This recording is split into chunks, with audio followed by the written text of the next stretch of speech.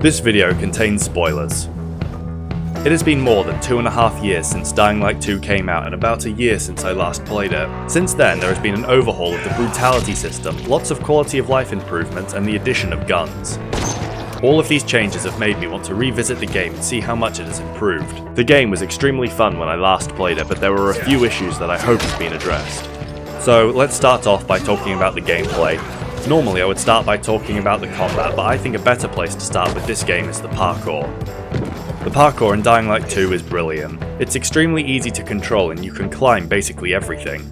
If you see something that looks like it could be climbable, then it probably is. You can also jump between buildings, streetlights and vehicles. The parkour makes the open world fun to traverse and kept me away from using fast travel. When you first start the game, the parkour is quite simple and your stamina bar is quite small. But as you progress through the game, you gain more parkour abilities and stamina. Basically, you gain XP from just playing the game and completing quests. This XP then levels up your parkour skill tree and you can choose what ability you want to unlock next from there. This is a good system as it constantly gives the player new abilities and traversal methods instead of just simple stat changes. You can also find inhibitors around the map that you can use to upgrade your stamina. This system is also linked to the skill tree as most abilities require a certain amount of stamina to unlock. Alongside the parkour skill tree there is a combat skill tree. It works the same as the parkour skill tree but with combat abilities instead. A lot of these abilities are really fun and change the way you approach combat encounters. My favourite combat ability from the skill tree has got to be the drop kick.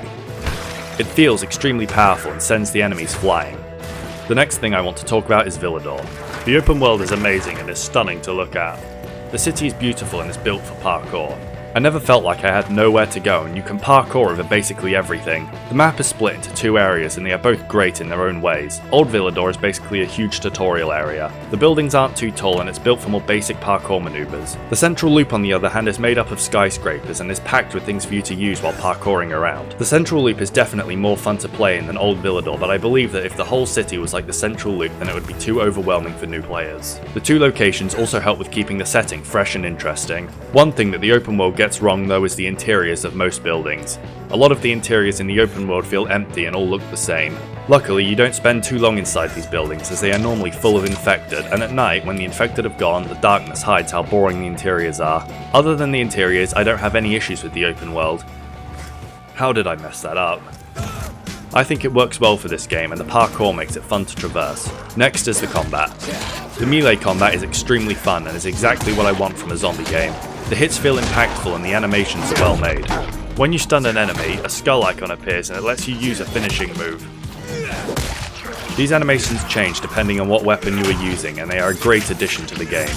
I do wish there were more of these animations though, but it's only a small issue and I can easily look past it. There are a ton of different melee weapons available to the player and they are all a lot of fun. There are bats, knives and giant hammers. They all feel great to use and keep the combat feeling fresh. When you combine the melee combat with the parkour, it turns from a fun combat system to an amazing combat system. Jumping around the arena, drop-kicking enemies and leaping over their heads is extremely unique compared to other games. Moving on from the melee combat system, let's talk about the guns. When I first heard that guns were added into the game, I thought they might take away from the amazing melee combat system and make the game worse. But this is not the case at all and I love how the guns work in this game. They are quite powerful, but you have a limited amount of ammo and still have to use your melee weapons the majority of the time. The guns are useful to remove enemies that are difficult to fight up close or quickly eliminate nearby enemies when you're trapped in a corner. The guns have amazing animations and look great. The way you unlock the guns is also really good. Basically, you go on a quest to try and find a stash of guns hidden somewhere in the city. The GRE took the guns from the people. We're gonna give them back. This quest takes you all around Villedor and has some really fun combat encounters. Come out with your head held high and a gun in your hand. After you finish the quest, you gain the ability to buy guns and other weapons from Jay. You also get access to survivor missions. These missions normally involve you going to a few different areas and clearing zombies, collecting items, or fighting a boss. They are quite fun and the rewards are amazing. I got a few weapons from completing these missions that are quite good to say the least. They one-shot most zombies. I'm not sure this is entirely fair. Moving on, let's talk about the stealth. It's good, but not amazing. You can sneak to reduce the noise you make, perform takedowns, throw things to distract the zombies, and hide in tall grass or under tables. That's basically as far as the system goes. It is quite basic, but it doesn't need to be complex. The fun you have in this game comes from the brutal combat and parkour, so the basic stealth doesn't impact the fun and you hardly use it anyway. Now, let's talk about the story. It's not amazing. The story isn't bad, but I never got too invested in it, and I was always just waiting for the next cool parkour section or fight.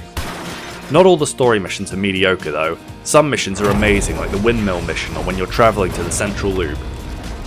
The side quests in Dying Light 2 are the complete opposite to the main story though. These quests are short stories that only have a few characters involved in them, and they are usually quite interesting to play through. I love these missions and it's great side content. Since I last played, there have been multiple improvements to the game, and a huge one, besides the guns, has been nighttime. Nighttime didn't used to be that scary, and I never felt like I was in danger when roaming the city. That is no longer the case. Just like in the first game, volatiles now roam the streets at night and make it feel much more intense and fun to play. When you run into a volatile, it feels like a dangerous encounter and makes you want to parkour away to safety. Lastly, I want to talk about a few changes that I think would improve the game. The first thing I would like to see updated is the clothing system. You find clothes all around the world and they give your character small buffs. The problem is that the stat changes didn't feel like they impacted the gameplay at all, and because of that I hardly ever changed my clothes as I never felt like it made a difference. I think that the clothing system could benefit from a few changes to make them feel more valuable. Another thing that I'm not a fan of is that your healing items and weapon durability doesn't reset when you die in a fight.